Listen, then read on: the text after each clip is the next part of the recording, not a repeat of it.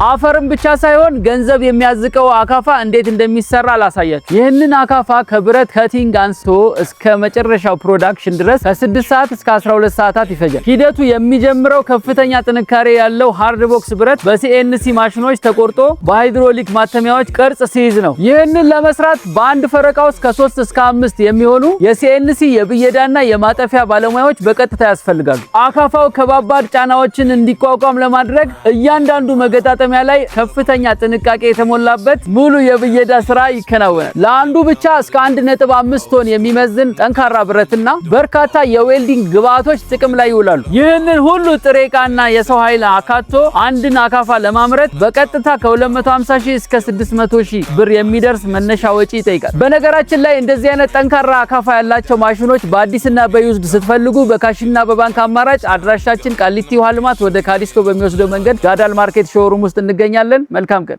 ጋዳል ቴክኖሎጂስ ኮኔክቲንግ ማይንድስ